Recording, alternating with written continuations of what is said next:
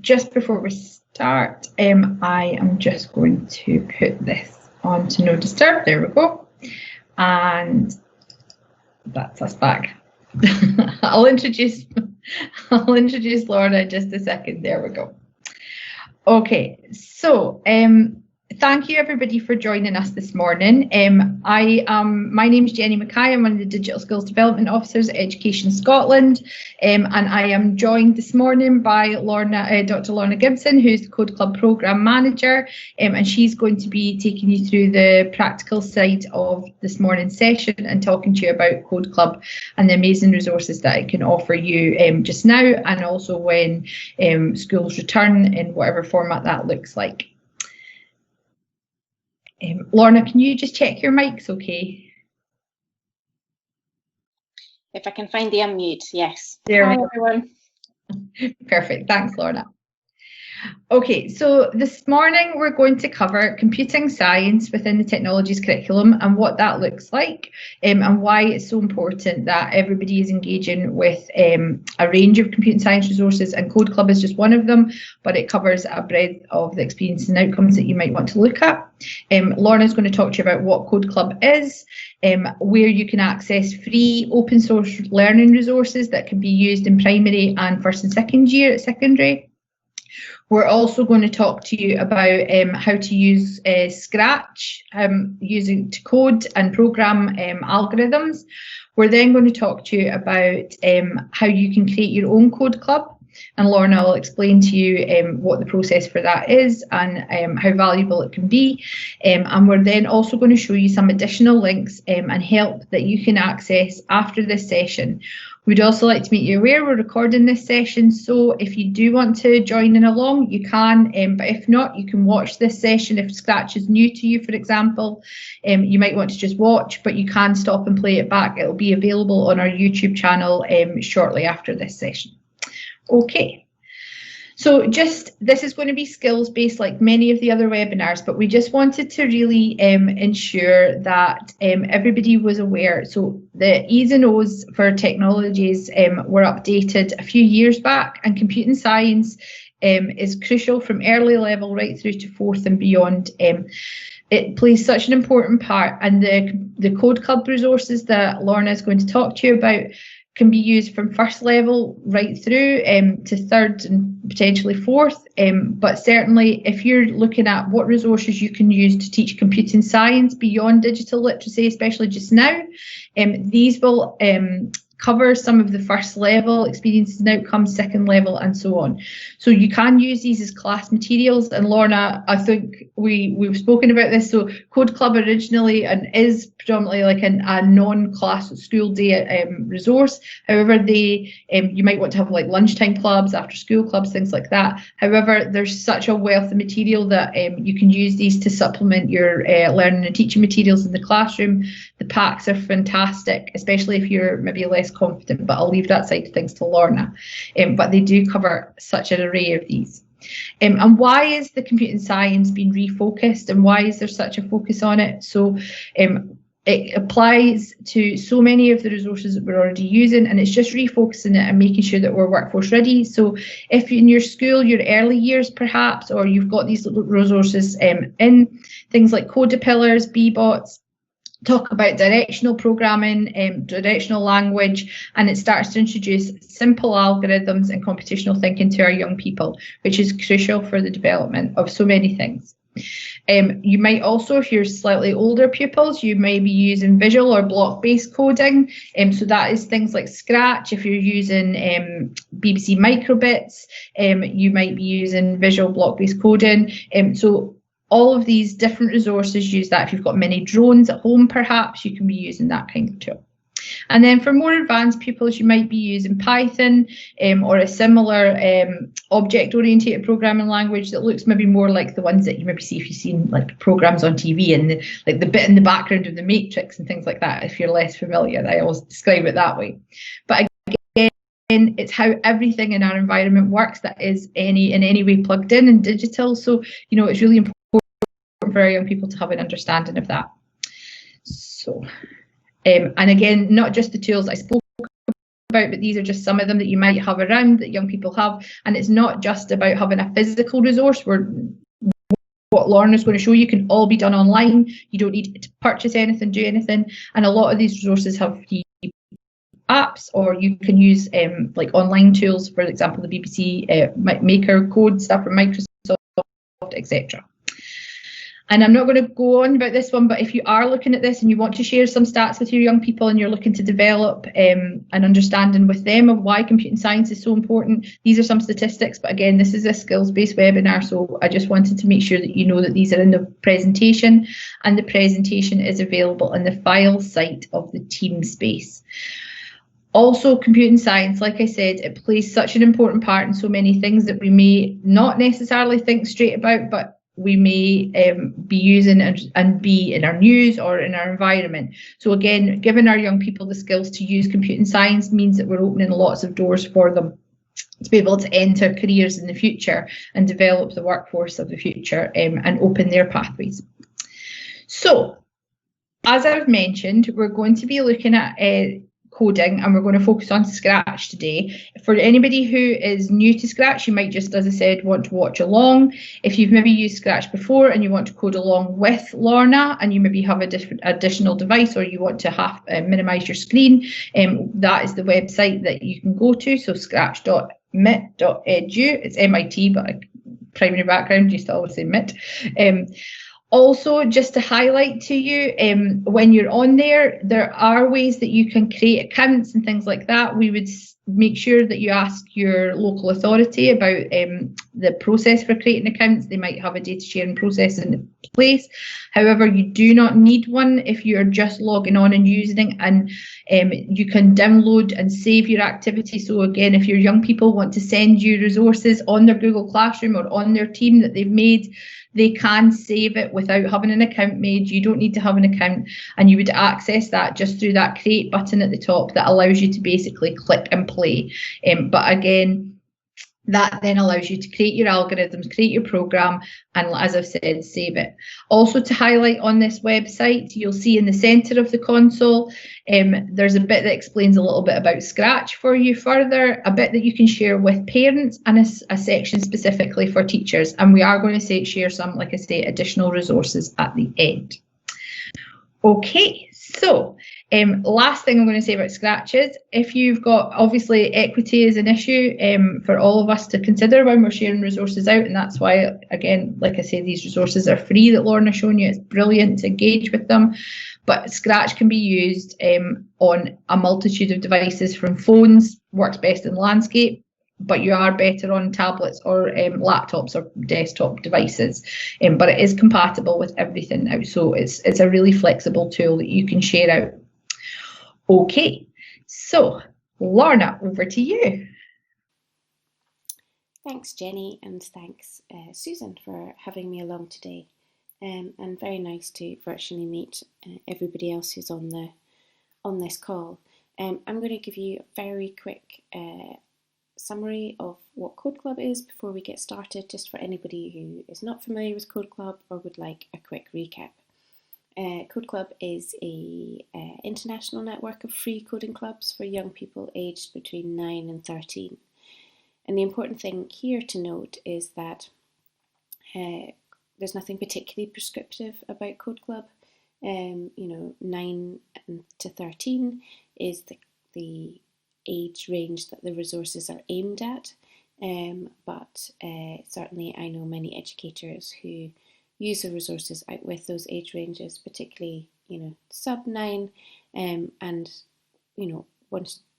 once children or young people are younger than 9 years old, the only difficulty tends to be kind of where their literacy level is, because our resources are in worksheet form. But you know your young learners best, so have a look at the resources, and if you want to explore them, with a primary 4 class, for example, you would make the best judgment about that.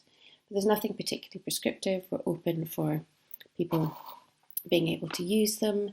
We have the resources there. They're free, they're open source, and we're just really happy if people can engage and use them, because our ultimate aim is to inspire the next generation to get really excited about computing and digital making. It's very important to note that Code Club is connected to the Raspberry Pi. So if you don't know what the Raspberry Pi is, that's the resource there on the left-hand side next to the high-fiving robots. Raspberry Pi is about the size of a credit card, and it's a small, affordable microcomputer that puts technology and computing in the hands of lots and lots more people because it's affordable. It's really important to note that you don't need to have a Raspberry Pi to take part in a code club or to do a code club. You know, if you have one, if you're using a Raspberry Pi at home or in the classroom, you can absolutely do Code Club materials, but Code Club is device neutral. So as long as you have access to a device that allows you to go onto the internet with a browser, you pretty much have all the tools that you need to complete Code Club. However, Code Club is part of the Raspberry Pi Foundation, so there's one arm of the Raspberry Pi organisation, the trading company which makes these microcomputers, and then there's the charitable foundation with the aims to put the hands of digital making or put digital making in the hands of anybody and everybody who's interested. And Code Club is one of the largest programs or educational programs as part of the Raspberry Pi Foundation. So we do some great work together. But I just wanted to highlight that because you will see when you go to the Code Club project site, and if you sign up for an account, you'll see the Raspberry Pi logo there, and it's just worth clarifying.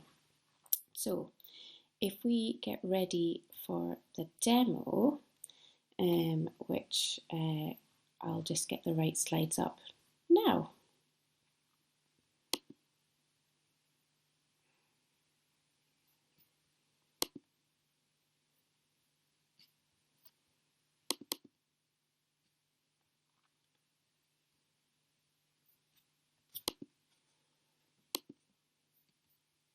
So what you can hopefully see now is two web browser windows that I have open. So we've got Code Club projects on the left-hand side, which we'll look at shortly, and we have Scratch on the right-hand side. And what I'm going to do first is just give you a quick overview of Scratch. Again, if you haven't experienced Scratch, or if you just need a quick recap. So in order to do that, I will actually just make that go full size. So if you type into any search engine Scratch, you will be able to get to this page. And Scratch is a brilliant coding environment produced by the lovely people at MIT that allows us to do visual programming. So we can drag and drop and click together, what you'll see in a second looks very much like Lego bricks to build our code. And it's really quick and rewarding to get something working, so it's a great environment for young people. But when you first come to Scratch, or if you're at Scratch now, we're going to go up to the Create button, and the Create button takes you to the coding environment. So it'll just take a little second to load. Okay, so there's some tutorials here at the bottom. We're just going to close those off to give ourselves a little bit of space. So this is our coding environment. Scratch is a huge fan of alliteration, so you'll spot their favourite letter very shortly. So over on the right hand side here, where we have the cat in the centre of the screen, this is the stage. So very much in the same sense when you're talking to young people, the stage from a school show, anything that you want to be visible to your audience should happen and should be seen on this stage. Underneath your stage, you have your sprites, continuation of the letter S. They're essentially the characters in your show when we're chatting to particularly to young people. And you can add more characters to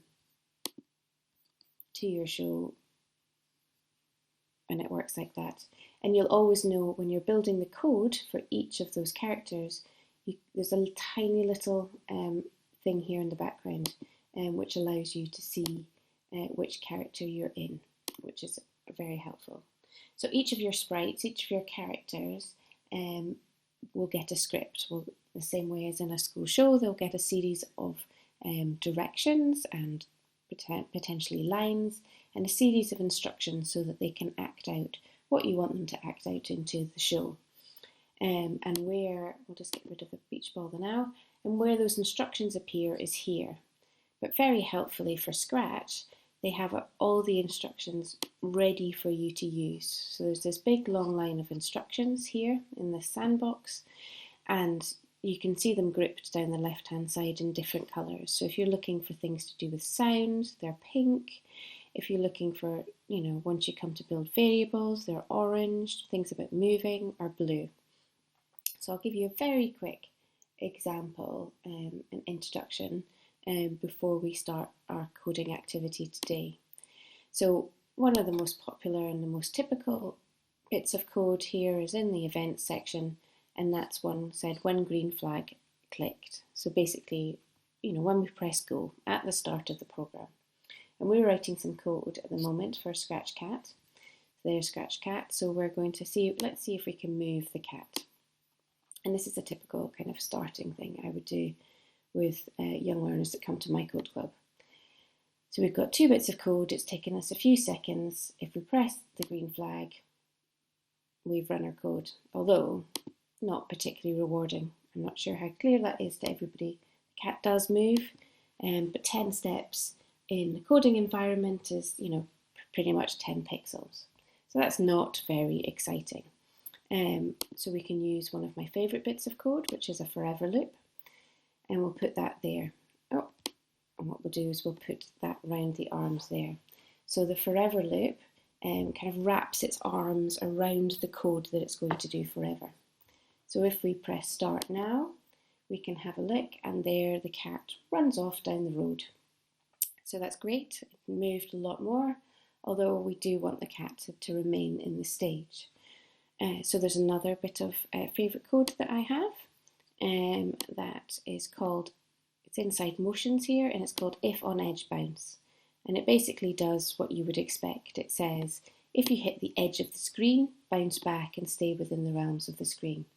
So now we've got the cat going back and forward like that.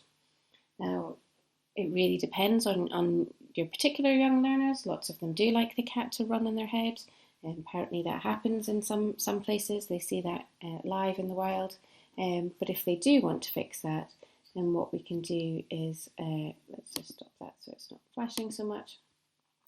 There's a little bit in the middle of here which just says, keep the cat in the right direction, keep the cat the right way up. And now when we do it, the cat's just running back and forward. So we've already got, a great thing happening on the stage with just 4 bits of code. Okay? And if we decided actually we didn't need that bit of code or that particular thing, or we're finished with it, you just throw it back and it gets tidied up for you, which is excellent. So I am going to get us started on the project today. So I'm going to move that down here. I'm actually just going to make the project site just slightly bigger at the moment as well. So the web address is here. We'll share it in the presentation. You can also find it if you go to any search engine and search up Code Club projects, and you'll come to this page. And you'll see this is all of the projects that are available for people to use in a Code Club setting. And they're broken down into modules. And each module has 6 projects. After you've completed those 6 projects, if you're registered with Code Club, there's a certificate, so you've got an opportunity to reward the young learners for their effort. And we have projects on Scratch, which we're going to look at today. There's some projects on HTML and CSS, which is web programming. There's some projects on Python, which we're going to look at in a couple of weeks. There are projects on the Raspberry Pi and the Sense Hat that use a kind of emulator, so you don't actually physically have to have the devices. Actually, the microbit ones are similar. Then there's some projects on Sonic Pi, which is coding music, which is pretty awesome. And then Blender, which allows you to build and manipulate 3D models.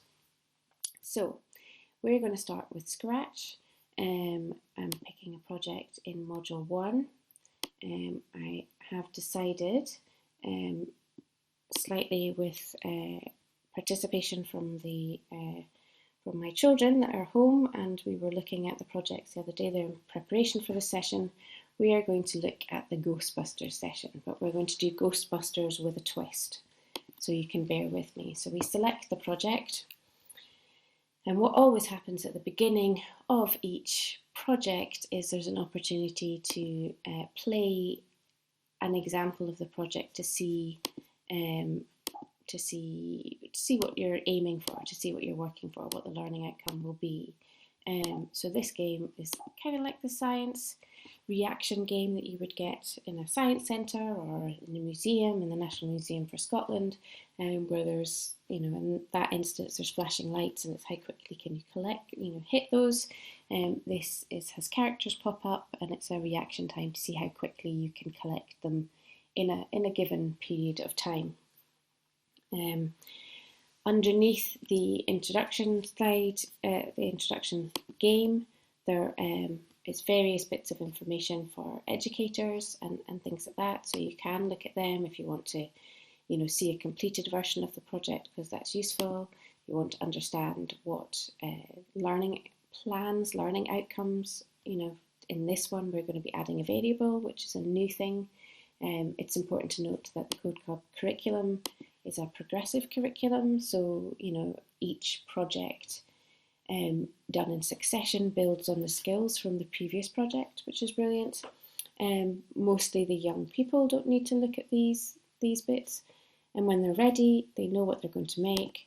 We click on Animate a Ghost, and that gives us the steps that we need. So the first thing it says is open an empty Scratch project, so we've done that. We can tick that off. Some of these might show as ticked because, as I said, I was doing this with my children just the other day there, so the browser's potentially remembered that from not being switched off since then. So we're going to add a ghost sprite and a suitable background. But for this one, because my children suggested, we're not going to add a ghost sprite, which we would find, there's a whole array of sprites that we could use if we wanted to. We're not going to use one of the ones in Scratch. We're going to open our own one, which we are going to find from our desktop, and it's called COVID because it's very topical. We're going to remove the cat because we don't need it. Now our COVID character, because we got it from the internet and it's not pre-prepared in Scratch, is a little bit huge, but that's okay. We can change the size of that. So I'm going to change that down quite considerably. I think 25 is a good size for it at the moment. And then the other thing that I'm going to do is I'm going to pick a background. So I'm going to go up to the backdrop bit at the bottom, and I'm just going to select one of the ones that exist. So again, the same as the sprites, there's lots and lots of backdrops that they could pick from. And we very rarely find that they have an idea that there isn't a suitable backdrop for it. We're going to pick the urban one for today. Okay, so that's us ticked off that step. I'm not sure if they're ticking off anymore. Yep, they are. So our next step is add code to the ghost sprite. So the ghost appears and disappears forever when the green flag is clicked. Now, some people, when they read that, they'll be absolutely sure that they know what they need to do. If they don't, we've got this box here that says, I need a hint. Now, the hint is set out in a couple of ways. It's got quite a big white box here, but you can see there's 3 dots along the bottom. So the first hint is really a very high level, really generalized hint. The blocks are in the different colors, which do match the different colors on Scratch, so that gives them a bit of a hint. If that doesn't help, or they still need a little bit of help, they can use the right arrow and then they can see the blocks. So again, it's giving them a hint but not telling them absolutely what they need to do, because people like different kinds of challenges. And if they're really not sure, then they can go to the third one that says this is what your code needs to look like. So there's different levels there. So if I go here, so I want to go yellow for when green flag clicked. Then I want a forever loop, which is one of my favorites. I can see that there's two other orange ones I want there at the same time, so I'm going to put them in. So you can see you can just drag and drop and put them in. What's brilliant is I put those in, but actually I need a couple of extra bits of code in there. Oh, and my first mistake was I was on the stage. So I don't want to code the stage, I want to code my COVID character. And that was a bit of a mistake. So what I can do is I can grab that code, I can drag it to my character till it wiggles like that. And then when I go to my character, I've copied my code. So I haven't lost everything, but I will get rid of the code from my backdrop. So, Lord, sorry. Yes. It's worth maybe showing that in the top little corner of where your code is based, there's a little shadow of the object or the sprite that you're programming. Just so just when your young people maybe are doing what happened with Lorna there, they might say, oh, it's not worked, and it's maybe just because they programmed the wrong one. But just highlighting that little shadow is really useful if you've got multiple characters. Sorry to interrupt. No, carry on. Keep carrying on. Yes, no, it's there. And then if you've got some code, like I've made an accident, it's the best Lego ever because you just throw it to the side and it tidies itself up. So back to the COVID character. So how I noticed one of the problems there with the stage was when I went up to looks, I didn't have very many options because you can't change the look of the stage in the same way as you can a particular character. You can't hide and show the stage, unfortunately. So I'm looking for hide. And what's great is as you build the code, you don't have to take things out and put them back in. You can just drop them in where you need to. So you slowly build more and more complex code. So this essentially says when the green flag is clicked, do this forever, everything that's in here. So it says hide, wait 1 second, show, wait 1 second. Then it would loop back to hide, wait 1 second, show, wait 1 second. And the best way to test it is to press the green flag and he disappears and he reappears. So we've got some movement, we've got something happening, but it's still not particularly exciting. So we're going to tick that one off and we're going to move down. So every now and again, there's prompts for the learners to think about saving their project. If they have an online count, then there would be a save a button appear here. Otherwise, what they're able to do is just save to their computer. And then if they've saved something to their computer and then later on want to manipulate it, change it a little bit, they can go back to the web browser and just load up the project. So it's quite nice for them to remember to make a folder so they can definitely find where they've saved things to. But we're going to skip that for now. So all the ones ticked from yesterday. There we go. So the ghost is really easy to catch at the moment, and that's not making a particularly exciting or engaging game. So the suggestion here is that can we add code to the ghost so that instead of staying in the same position, the ghost appears at a random position on the stage. So again, if they need it, they can look at the hints. What's really nice about the newer version of Scratch is actually there's a bit of code that does this all for us. So there's a bit of code that says go to a random position. So we don't even have to. Previously, we had to do a bit of XY manipulation and ask it to pick a random number between those. But actually now we can just go to random position. So if we give a test again, because every new bit of code is worth testing, now that we can see he's moving around and appearing in different places. So it's a little bit more like the games that you would have at a science centre, you know, the reaction games where the light appears on different boxes. So that's that one done. Okay, so every now and again, I'm just going to make that slightly bigger so you can see. So every now and again within the code, there are challenge boxes. Now, there'll be some people who don't want to do the challenge boxes are less scaffolded. So it's a little bit more thinking, a little bit more problem solving skills for the learners. Some young people will skip them because they just want to work on the core project. But the challenges are there to kind of extend knowledge, put some thinking into it. So definitely worth having a look at, but not disastrous if not entertained. So the challenge for this one is a bit more randomness. So at the moment he moves to a random position, which is fine. But one of the things we could look at is, could we get his size to be different? So there's no code to scaffold us for this. So we have to think about, and the first part is, could he weight a random amount? So there's a lovely bit of code that we're going to grab from within operators. So operators have got all the usual adding things together, multiplying, is it greater or less than, those kind of things. Inside there's a pick a random one.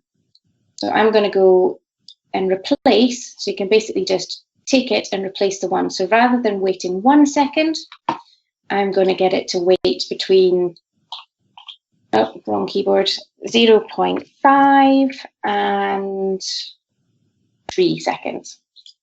And I will do the same for that one. So the weights are going to not be the consistent time. So we're going to have to pay extra attention. Let's have a look. So he hangs around for a little bit longer. Oh, that also makes it, so what I've done, actually, I'm going to take that one out because we don't want him to hang around for too long to be caught. I'm going to make it challenging. So we're just going to get him to hide for a random amount of time. So that was a little bit longer. It's hard to tell. What's a good way to test it is sometimes if you put like a long, like 20 seconds in, although you do lose the will somewhat having to wait 20 seconds for it to come. But I assure you that the time is changing randomly for how long he hides, so we don't know when to watch out for him. So that's our first random thing. So we've done that bit there, and then the size. So within looks, we can do all sorts of things, but one of them should be setting size.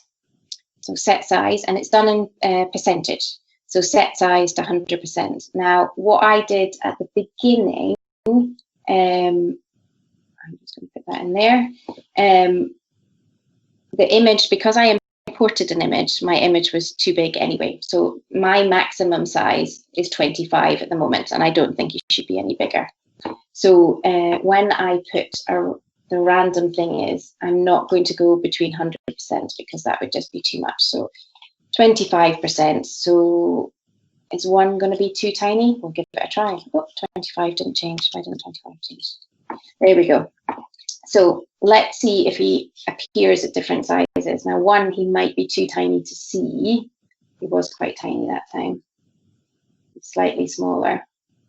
And this is where you can experiment. I'm sure he must have appeared there and been minuscule. So maybe, I mean, it is quite challenging to make him one, but maybe we'll start with 5. So we'll go for 5 there. So now what we've done by adding a couple of bits of code is our code now says, when the code starts, forever, I'm going to get you to hide for a random length of time. I'm going to set your size to a random size. You're going to go to a random position. You're then going to appear for 1 second, and I'm going to hope that I can catch you. So we've done everything that we needed to do there in that challenge. So now we're going to try, and now we need some interaction. So we need the user that's playing our game. So whether that's our, when we share with our friends or share with a teacher or share with a parent or carer at home, we want them to be able to interact and do something with our game. So we're going to look at being able to catch the ghosts. In this case, we're going to try and catch those COVID germs and throw them away. So maybe we're not sure at this point how to do that. So again, we can have a look at the hint. So this time we're thinking about when that specific thing is being clicked. So within our events, we've got the when green flag, which is the whole game, like when you've loaded your whole game up. But we've also got this great bit of code here called when this sprite is clicked. So when I click on this sprite, this COVID character, I'm going to ask you to do something. This is my instructions. And all I'm going to ask them to do is hide, because that's what it suggests. And if I'm not sure, I could test it, or I could have a quick look and see what the code suggests, but that's what we've got. So we're going to have a look, and we're going to test my reflexes to see if, so when I click on him,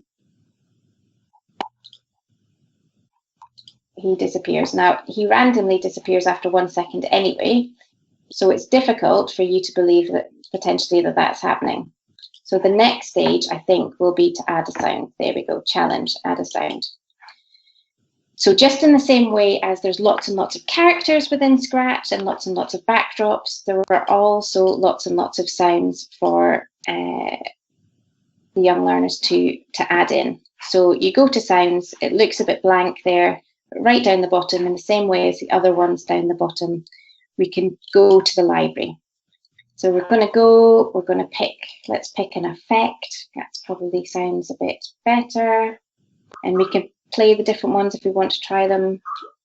So we can have a boing. A boing's probably good enough for us. And then what we can do is say, when this sprite is clicked, I would like you to hide and then play the noise.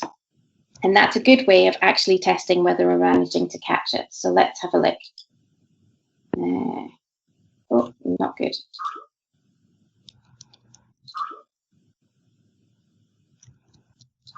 So now we know that that bit of code there is definitely working. And we're giving a bit of feedback to our user, to our audience, when we're playing the game. Plus there's a bit of sound, which always goes down a treat.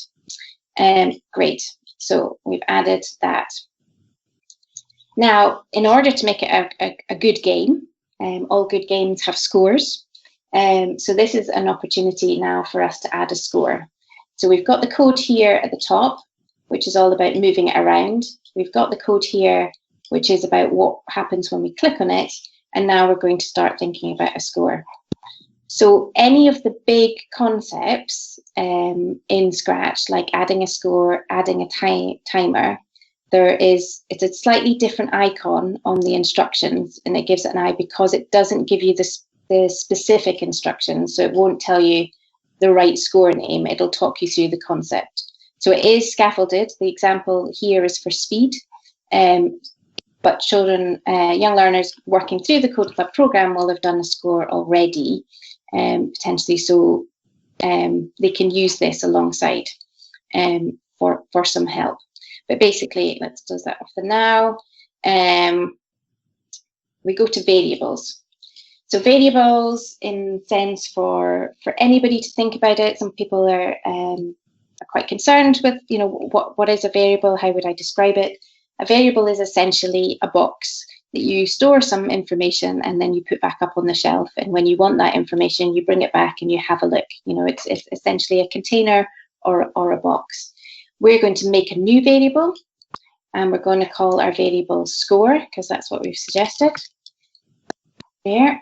And this is going to be our score. And our variables appear at the top of the screen. We don't always need to have them there because sometimes we want to hide them. We might not want to show the score until the end, but we're going to keep it there just so we can test that it's working. So we've made a variable called score. Now, the next action that it asks us to look at is, can you keep track of the player score? So the players should score when they catch the ghost or when they catch the COVID. So within the variable thing, we've got some things we can do. We can set a variable, so like a reset at the start of a game. We can change a variable by a number, or we can show and hide them. So I'm going to change the variable because I want to think about when I've caught it, I'm going to change the variable. I do need to select the right one so that it works. So every time I catch one of those sprites, one of those COVID characters, I'm going to get a point. That's what I hope that this code will do. And the best way to test that is to go over to the green flag and hope to find one. Where's one? There we go. And it makes a noise. And I can't see any. And the score should go up. So we see the score's gone up there. Now, because we play a sound before the change of the score doesn't react as soon as the click. And that's something that actually young learners often pick up on. And I don't know if you'll notice the difference, but if you change the score before you play the sound, it just updates that score slightly quicker. And certainly for the young people who come to my code club, that seems to be a very important thing. So that's why I'm sharing with you today. Now, I don't know if you also notice, but when I stop and start, it just keeps building on the score. So it doesn't ever go back to 0 with the current code, because what we need to do is think about how we can reset. So it's a good opportunity to think about games. When we play various video games, you know, we don't tend to start with the person who played beforehand score and build on that. We do have to reset.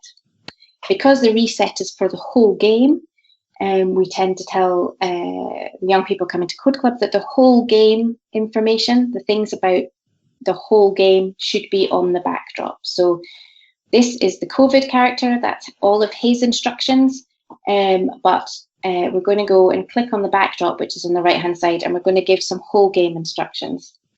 The whole game instruction is going to be when green flag clicked. So at the beginning of the game, a really important thing to do is to reset my variable. So I'm going to set score to 0. And a quick way to check whether it's happening is to look at the score there.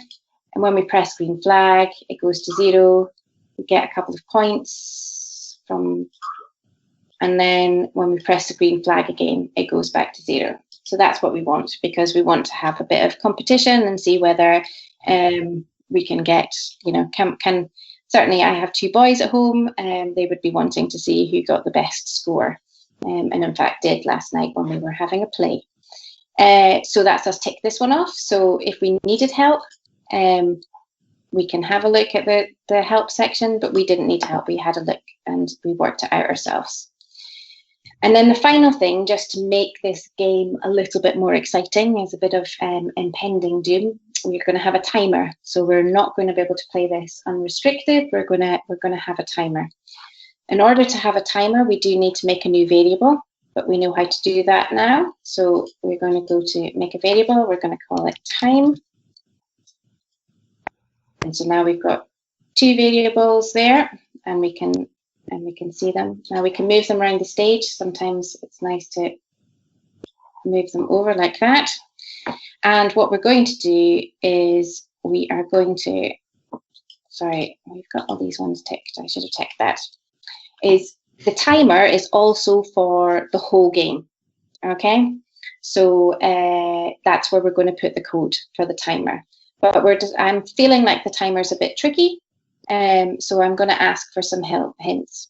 So again, the same as before, we've got a few levels to the hints. I'm just really excited to get my game finished now. So I'm going to skip and go, yeah, okay, that makes sense, but I'd like to see what it looks like. And this is what it's going to look like. So if we run through this in terms of what makes sense, in the same way as we reset our score to 0, at the end of each game, we need to set our timer to whatever we're going to want. We're going to set this one to 10. That's quite fast, but we'll have a look. So we're resetting it, and then we're adding this special bit of code here called repeat until. So this is where it gets a little bit complicated because we're layering some things up. So this is going to repeat until something happens in this funny shape here. Now, inside operators, we've got these shapes and we're looking for something equals something. That's the one we're looking for. And we can find that one in there and we can drop it in. But what we're looking for is we're going to repeat. We're going to do everything in this, inside their arms until the timer is at 0. So until the time has run out. So we want to change that 50. So it's at 0. And then if we helpfully go back to the variables tab, we can grab time and drop it on. And so that's it already knowing, the computer already knows what's contained in that variable. So repeat until time is 0. And this is where we make our own timer because we're going to wait 1 second and then we're just going to change, where's change? Change our time variable by -1, which is essentially just taking away 1 from that score. So that's how we do a countdown. It waits a second, removes 1, waits a second, removes 1. And then the last bit of code here is if we've run out of time, essentially we should stop the game. So we should have, the timer shouldn't go into negative numbers, so we should do a stop all. So let's give it a little bit of a test. So we've got the timer, it's counting down. We're trying to get as many as we can in that time. And the time's already run out. So what we could do as ways to extend that, and ways that I've seen lots and lots of young people at code clubs, is they'll then put a message up that says game over, and they might share what the score was in a sentence that appears on the screen, but the time ran out. So 10 seconds is quite a short time to catch all of those COVID bugs. And then the challenges. So essentially the main game is now functionally working, and then there's a series of extra challenges to finish off for anybody, a bit of extended learning. So can you add other sprites? So there's different things, maybe dirty tissues or whatever else that would be contextually appropriate. Could it change shape? Might it change costume when it's caught? So there's all sorts of extended learning, but up until that point, that's the game working. And then the last step is each project always directs young people onto another project that is suitable or is part of the progression. So what's happening at the moment for people using the Code Club project is some people are using them in an online session, so not dissimilar to this, although probably slightly dealing with people that they know and stopping probably at different points to share. But there's some people doing them as online sessions, and then they could share the projects afterwards, do some nice opportunities for peer-to-peer feedback, scaffolding that feedback process, and how to say, I really like the lovely use of the COVID sprite, or whatever feedback you might want to give. There are some people that are using it in a kind of virtual club setting, a kind of distributed thing. So, sending something home through Microsoft Teams or Google Classroom or whatever they're using, and saying, this week, this project, send me your links by Thursday, and we'll, share out. Sometimes I've seen some teachers sharing out videos as they kind of unbox and look at the projects and highlight some bits and pieces, or have pick a couple of ones to share and then start a discussion within the kind of chat section of, I really like, how different characters had different points. So the really tiny characters gave you more points, and bits and pieces like that. So that's the kind of things that I've been seeing happening at the moment. Obviously, we're living in a very different environment, and I guess the thing for you all to know is we're a very flexible model. Those projects are all there. They're all free. They're all open access. So if there's any way now in the current context, or going forward with blended learning and children in classrooms and part-time basis, that you think you can use these resources, whether it's a flipped classroom thing where they have them at home and then they bring things in when they see you to share, you can use any of the things that are available there on the Code Club website, and we'd be very happy for you to do so. The way that the projects were broken up into modules, we do have, if you're signed up with Code Club, there's a series of certificates. So if you did want to kind of then, as somebody finished module 1 of Scratch, distribute some certificates on their Teams or their Google Classroom of their achievements. I don't quite know what achievement assemblies and things like that will look like in the future, but there might be ways for to continue celebrating success remotely. Basically, if you have any questions, I'm happy to take questions. If you wonder about anything, I'm open to being contacted. My Twitter handle was on the first slide. I'm scotland@codeclub.org if you wanted to reach out. But these resources are free. They're there to be used. If you think you can use them, that's brilliant. They develop they do develop these curriculum skills, but they're also a tool. Essentially, once the young people have got some Scratch experience, they can use it in the tool in the same way as a pencil. And some of the wonderful things when I've gone around and visited schools is where you see, children, instead of writing a book report, they had to do an alternative book report, and some people did posters, and some people did stop frame animation, and then some people used Scratch to do a kind of movie trailer, they're kind of coming to a cinema near you, and then picking out some scenes. So, I think it's a wonderful tool to support creativity, and there's great opportunities for problem solving, because there's always times where it's like, hang on a minute, it's not moving in the right direction. How do I change that? How do I fix that? But because it's such an experimental environment, they're just dragging and dropping bits of code. They can test things out, they can explore, they can find new things. They very quickly find that they can make things flash and change color, which provides an enormous sense of satisfaction normally. And it's just a great tool to allow young learners to express themselves creatively. So I guess the other thing I wanted to point out that is also currently happening is, as part of the Raspberry Pi Foundation, there is a program called Digital Making at Home. So this is a direct to learners thing that actually I know a lot of teachers within our network are just sending this out. So it's a series, if I just pick one here. It is that's not a good example. Let's go to Make It Move. It is a series. Every week there's a different topic, a different theme, and there's 3 videos each week of a code-along video. So looking at the Scratch environment, if it's Scratch, and it predominantly is Scratch stuff, you see the person talking in the top window, but young people can watch the video and code alongside. So we have lots of teachers within our network that's how they're supporting learning at the moment and giving children these experiences, because it's scaffolded, and then they can, share at the end of the week or the next week or whatever they set up. Again, the link to the Digital Making at Home stuff is in one of the subsequent pages that we'll look at. And a lot of them are actually code. That's a Code Club project there, the Catch the Dots one. So it's a nice way to help anybody who's just starting out new, or anybody who would prefer a much more auditory rather than reading the worksheet approach to their learning.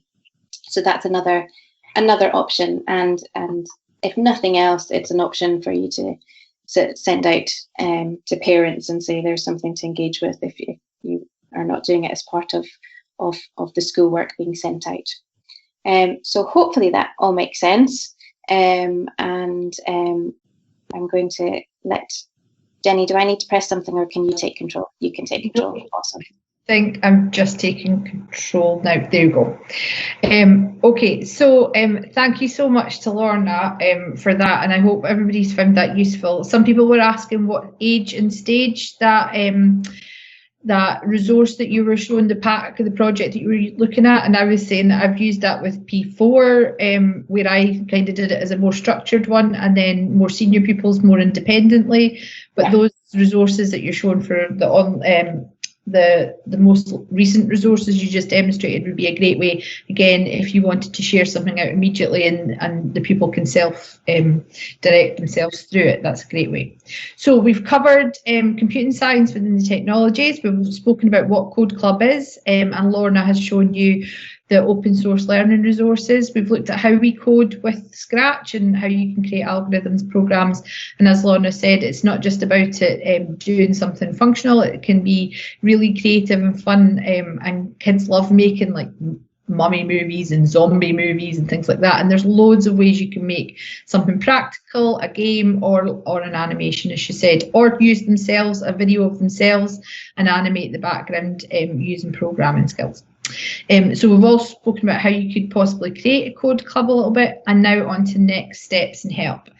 So for you at the moment, there is a link embedded in the text here. So this presentation, as I've said, is in the files space within Teams. So you'll be able to go up to the top, look at the presentations folder in the files area, and this presentation is there with all the links are embedded.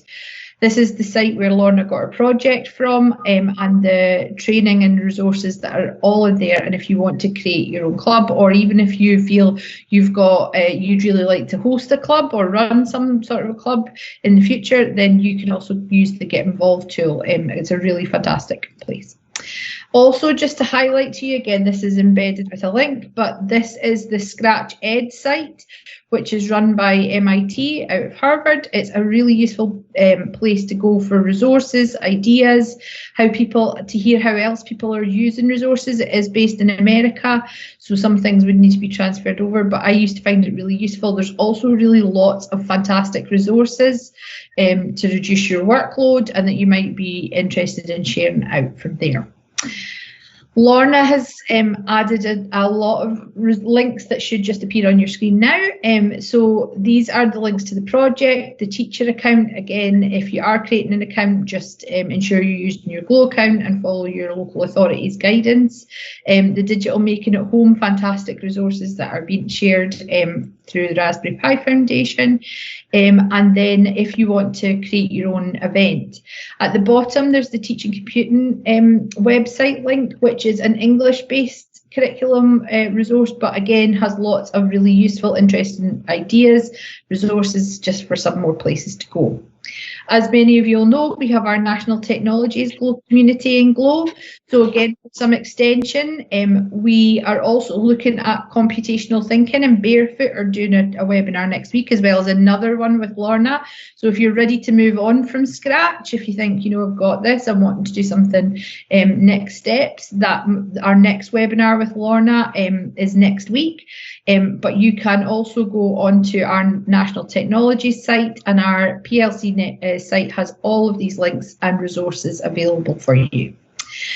As we've said, as well as Code Club, our code material, Microbit have a site, Scratch, as we've said, and we're also doing a Barefoot resource session next week. And again, all of next week's sessions and other ones are coming up in the future. Our colleagues, so obviously Susan, I should have introduced her at the start, apologies Susan. Susan, my colleague, and I have been manning the chat while Lorna has been presenting, but our other colleagues are presenting on numeracy, mathematics and computing science this next week, as well as we've got Barefoot and Lorna the week after. So please have a look at our Eventbrite page, which you can also access from our DigiLearn Scott blog. Everything that we offer is always available up there. And essentially, I would just like to really thank Lorna and say thank you to you all for taking part. Susan, do we have any questions? Yes, we do. So Ashley was asking if any local authorities allow their teachers to create Scratch accounts with regards to GDPR. One teacher, Mrs. May, came back and said the teachers can create accounts in their local authority, but the pupils can't. So the pupils just share their work with their teacher. Yeah. The authority I was based in, which is Dundee, is we would just ask the pupils to save it into a shared space, so a team network space or Google Classroom. We didn't have one in place.